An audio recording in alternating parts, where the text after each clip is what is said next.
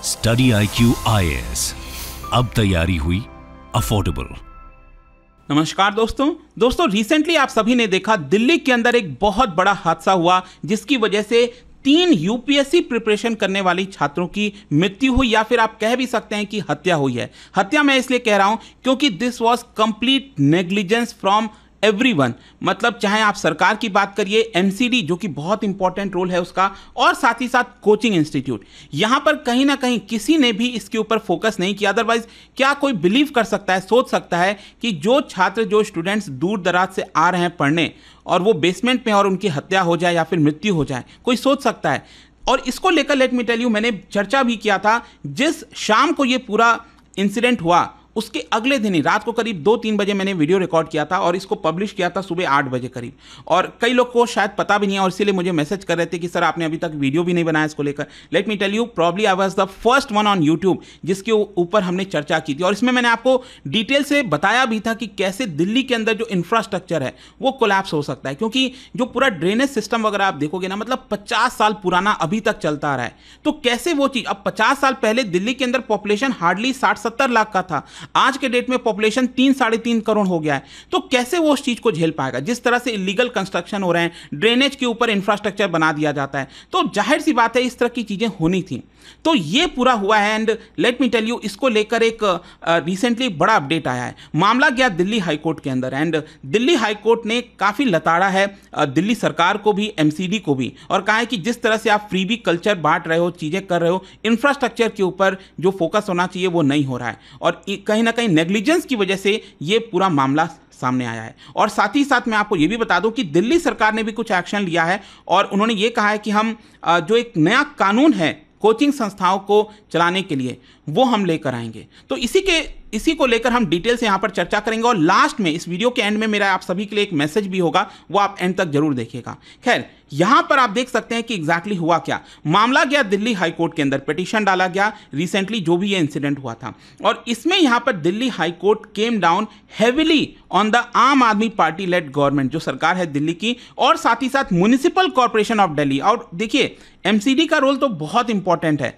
क्योंकि यहां पर जो भी नाले की सफाई होनी थी, ड्रेनेज सिस्टम क्लीन होना था, वो सब कुछ एक तरह से एमसीडी के अंदर आता है। तो यहां पर उनकी बहुत बड़ी रिस्पॉन्सिबिलिटी बनती थी। और जो डेथ हुई है 3 यूपीएससी एस्पिरेंट्स की कोचिंग सेंटर के अंदर, इसी को लेकर यहां पर बोला गया है दिल्ली हाईकोर्ट के द्वारा कि जो अंडरलाइंग कॉज है इसके अंदर, उसमें एडमिनिस्ट्रेशन और डिपार्टमेंट, उनकी बहुत बड़ी जिम्मेदारी है, क्योंकि उनकी जो ऑफिशियल्स हैं वो लगातार अपनी रिस्पॉन्सिबिलिटी को शिफ्ट करते रहते हैं।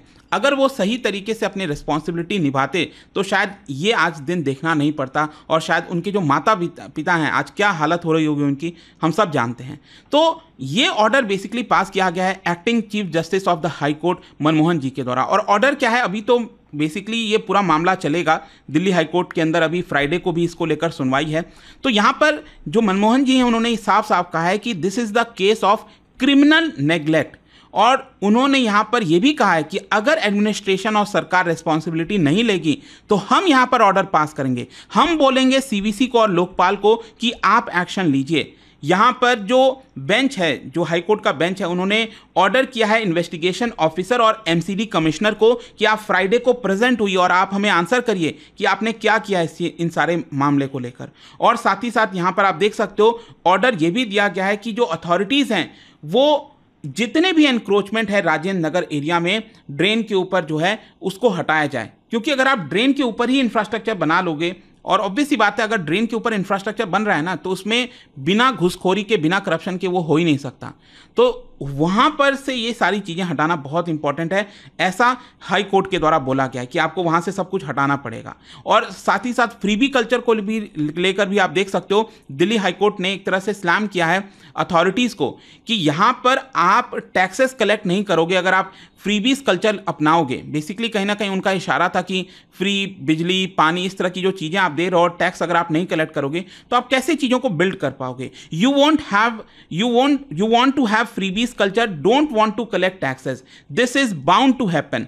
ये बेंच के द्वारा बोला गया, दिल्ली हाईकोर्ट के बेंच के द्वारा। और साथ ही साथ देखिए इस पूरे मामले की सुनवाई करते हुए दिल्ली हाईकोर्ट ने एक और चीज बोला अथॉरिटीज को कि आपको रिस्पॉन्सिबिलिटी तय करनी चाहिए। रिस्पॉन्सिबिलिटी तय करने के बजाय आप क्या कर रहे हैं कि जिन लोगों की गलती नहीं है उनको भी अरेस्ट कर ले रहे हैं। अभी रिसेंटली आपने देखा होगा यहाँ पर जो कोचिंग संस्था थी उसके सामने जो एसयूवी है वो वहाँ से गुजर रही थी, और ये जो तस्वीर सामने आया इसको लेकर पुलिस का ये कहना है कि एसयूवी के गुजरने से जो पानी था वो और तेजी से एंटर करने लग गया बेसमेंट के अंदर, और इसलिए उस एसयूवी ओनर को अरेस्ट कर लिया। दिल्ली हाईकोर्ट ने कहा है कि आप कर क्या रहे हो, ये मतलब कि आपने मजाक बनाकर रख दिया है कि आखिरकार एक पर्सन जो है वो गाड़ी चलाकर जा रहा है, अगर उसके पास एसयूवी गाड़ी है तो मतलब आप अरेस्ट कर लोगे, आप अपनी रिस्पॉन्सिबिलिटी तो निभाए नहीं हो, और बजाय उसके आप यहां पर एसयूवी ड्राइवर को अरेस्ट कर रहे हो, क्योंकि उसके ऊपर तो केस बनता ही नहीं है, कोई पॉसिबिलिटी नहीं है उसके ऊपर कोई केस बनने का। खैर, यहां पर एक और चीज आप देख सकते हो, दिल्ली हाईकोर्ट का कहना है कि कोई भी मास्टर प्लान ड्रेनेज के लिए दिल्ली के अंदर नहीं है। No master plan for drainage in Delhi since 1980, जो मैं आपको बता रहा था ना 50 साल से ज्यादा हो गए हैं और पुराना वाला मास्टर प्लान चलते आ रहा है। So no MCD officer will know where the drain goes. अब पता ही नहीं है कि कहां पर ड्रेन किधर जा रहा है, तो आप कैसे चीजों को टैकल करोगे। I don't know whether these civic agencies exist on at the ground और नॉट। मतलब बोलने के लिए तो एमसीडी है दिल्ली के अंदर, लेकिन क्या एक्चुअल में ग्राउंड लेवल पर वो एग्जिस्ट करती है कि नहीं करती है। तो कोर्ट ने यहां पर कहा है to build infrastructure but are bankrupt, मतलब कि आप इंफ्रास्ट्रक्चर कह रहे हो कि बिल्ड करना चाहते हो लेकिन आपके पास पैसे नहीं है, आप सैलरीज तक दे नहीं पा रहे हो, आप अलाउ कर दे रहे हो कहीं पर भी मल्टी स्टोरी बिल्डिंग जो है जहां पर अलाउ नहीं होना चाहिए, जहां पर प्रॉपर ड्रेनेज है नहीं, तो फिर भी आप मल्टी स्टोरी बिल्डिंग अलाउ करते रहो। तो ये सारी चीजें को लेकर दिल्ली हाईकोर्ट ने बहुत कड़े शब्दों का एक तरह से इस्तेमाल किया है। तो अब देखना होगा यहां पर एक्चुअल में दिल्ली हाईकोर्ट फ्राइडे को क्या बोलता है। फ्राइडे को फिर से इसको लेकर सुनवाई है, वो देखने वाली बात होगी। लेकिन साथ ही साथ मैं आपको यह भी बता दूं कि ये मामला जितना ज्यादा बढ़ रहा था, इसको देखते हुए जो आम आदमी पार्टी की सरकार है दिल्ली के अंदर, उनके अंदर आपको पता है कि जो दिल्ली की मिनिस्टर हैं अतिशी मार्लेना, उन्होंने यहां पर कुछ चीजों का अनाउंसमेंट किया। उन्होंने एक तो यह कहा कि करीब 30 कोचिंग सेंटर का जो बेसमेंट में चल रहा था जितनी भी चीजें, उसको हमने सील कर लिया है अभी तक, और करीब 200 से ज्यादा इंस्टीट्यूट जो कि इलीगली रन कर रहे थे क्लासेस, लाइब्रेरीज, उनको भी हमने यहां पर नोटिस सर्व किया है। उन्होंने यहां पर अपडेट देते हुए यह भी कहा कि जो जूनियर इंजीनियर था एमसीडी के अंदर, जिसकी रिस्पॉन्सिबिलिटी थी to ensure drain maintenance, no encroachment, no illegal activity, उसको यहां पर हमने टर्मिनेट कर दिया है। साथ ही साथ जो असिस्टेंट इंजीनियर रिस्पॉन्सिबल था for proper functioning of drain और रूल्स एंड रेगुलेशन सही से चलता रहे, उसको भी हमने यहां पर सस्पेंड कर दिया है। तो उनका बेसिकली ये कहना था दिल्ली सरकार का कि देखिए ये दोनों ऑफिसर्स को हमने सस्पेंड किया है और कोई भी अगर इसके अंदर शामिल होगा तो उसको बख्शा नहीं जाएगा। यहां पर साथ ही साथ उनका यह भी कहना था कि मजिस्ट्रियल इंक्वायरी की जो रिपोर्ट है वो भी 6 दिन के अंदर आ जाएगी यहां पर, और स्ट्रिक्ट एक्शन आगे भी लिया जाएगा। लेकिन यहां पर उनके द्वारा एक जो सबसे बड़ा अनाउंसमेंट किया गया है वो ये है कि लॉन्ग टर्म सोल्यूशन तभी आ पाएगा जब यहां पर एक रेगुलेशन आएगा, कानून आएगा कि कोचिंग इंस्टीट्यूट्स दिल्ली के अंदर जो चल रहे हैं वो किस तरीके से चलेंगे, कौन से गाइडलाइंस उनको फॉलो करने होंगे। तो ये सारी चीजें हम लेकर आएंगे, ऐसा दिल्ली सरकार का कहना है। एक प्रॉपर कानून आएगा और यहां पर उसमें स्पेसिफाई किया जाएगा कि इंफ्रास्ट्रक्चर रिक्वायरमेंट क्या होगी, टीचर्स की क्वालिफिकेशन क्या होगी, और जो फीस की रेगुलेशंस वगैरह हैं, उन सारी चीजों को लेकर हम एक नया कानून लाएंगे। तो अब देखना होगा दिल्ली सरकार वो कानून कब तक लाती है और क्या वो सही से इंप्लीमेंट हो भी पाता है कि नहीं। क्योंकि एक बार के लिए तो हमें लगता है कि हाँ कानून आ गया, सरकार ने बड़ा अच्छा कानून बनाया। क्योंकि मुझे याद है अभी रिसेंटली, आपको याद होगा मैंने वीडियो भी बनाया था इस साल के शुरुआत में, कि सेंट्रल गवर्नमेंट की तरफ से जो मिनिस्ट्री ऑफ एजुकेशन है, उन्होंने कोचिंग सेंटर्स को लेकर कुछ गाइडलाइंस वगैरह जारी की थी। जैसे 16 साल से कम उम्र के बच्चों को कोचिंग सेंटर नहीं ले सकते, फीस वगैरह को लेकर कुछ कुछ चीजें बोली गई। लेकिन वो बहुत ही एक आप कह सकते हैं कि जनरल गाइडलाइंस थी। अल्टीमेटली हर एक राज्य को कहीं ना कहीं अपने राज्य के हिसाब से देखना होगा कि वो कोचिंग सेंटर्स को लेकर क्या अल्टीमेटली रूल्स रेगुलेशन लाना चाहते हैं। तो ये पूरा वीडियो था दोस्तों। लेकिन वीडियो एंड करने से पहले देखिए यहां पर मैं आपसे सबसे एक चीज कहना चाहता हूं कि मैं देख रहा था कि लगातार काफी सारे जो बच्चे हैं, जो स्टूडेंट्स हैं, वो प्रोटेस्ट कर रहे थे। स्टडी आईक्यू की तरफ से भी कई टीचर्स वहां पर पार्टिसिपेट किए, एक मॉरल रिस्पॉन्सिबिलिटी देखते हुए उनको सपोर्ट करने के लिए। तो यहां पर स्टडी आईक्यू अपनी तरफ से यही कहता है कि देखिए हम स्टूडेंट्स के साथ हैं यहां पर, ठीक है। तो आपको कोई भी प्रॉब्लम होती है, कोई भी डिस्कशन करना है, कोऑपरेशन करना चाहिए आपको हमारी तरफ से, तो जो हमारा हेल्पलाइन है उस पर कॉल करिए, हम आपके यहां पर साथ करें। लेकिन साथ ही साथ एक और चीज हम आपसे कहना चाहेंगे। देखिए पहले का समय कुछ और था। जब यूपीएससी की प्रिपरेशन की बारी आती थी ना, तो लोग जो है दिल्ली या मतलब जो पर्टिकुलर हब हुआ करता है, जैसे इलाहाबाद, आज के डेट में प्रयागराज हो गया, तो वहाँ पर या फिर दिल्ली आना पसंद करते थे। लेकिन अब सिचुएशन काफ़ी डिफरेंट हो गई है। अब ऑनलाइन का समय, देखिए यहाँ पर मैं आपको एक चीज़ कह दूँ कि मैं कहीं से भी जो स्टडी IQ का ऑनलाइन कोर्स है उन सबको मैं प्रमोट नहीं कर रहा हूँ। आप कहीं पर भी देश में बैठे हो, आपको जिस जगह का जैसे भी समझ में आता है, जो भी ऑनलाइन आपको जो कोर्स है किसी भी इंस्टीट्यूट का समझ में आता है, ये मैं जनरल बातें कर रहा हूँ, not from the study IQ perspective, but एक जनरल बात मैं आपसे कह रहा हूँ कि आज के डेट में जरूरी नहीं है कि आपको दिल्ली आकर ही पढ़ाई करनी हो। इनफैक्ट मैं आपको बता दूं कि अभी तक आप जर्नी देखोगे स्टडी IQ की, तो हम पूरी तरह से ऑनलाइन रहे।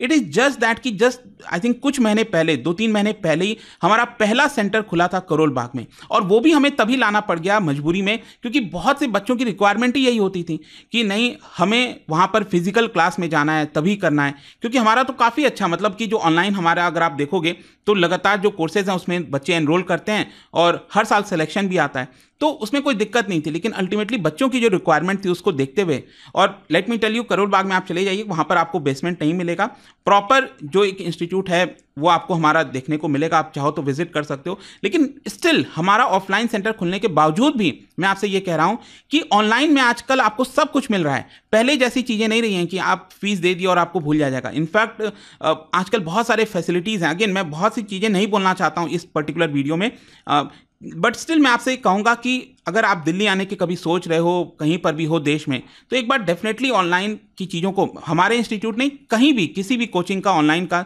आप डेफिनेटली देखिए उसको। आपको ज़रूरी नहीं है कि यहाँ पर आकर ही तैयारी करनी है, काफ़ी आसानी से बहुत सारे एग्जाम्पल्स हैं, जितने भी यूपीएससी के बच्चे आजकल निकालते हैं, क्रैक करते हैं, उनका देखिए बहुत सारे ऑनलाइन करके क्रैक कर रहे हैं, तो इट इज़ पॉसिबल।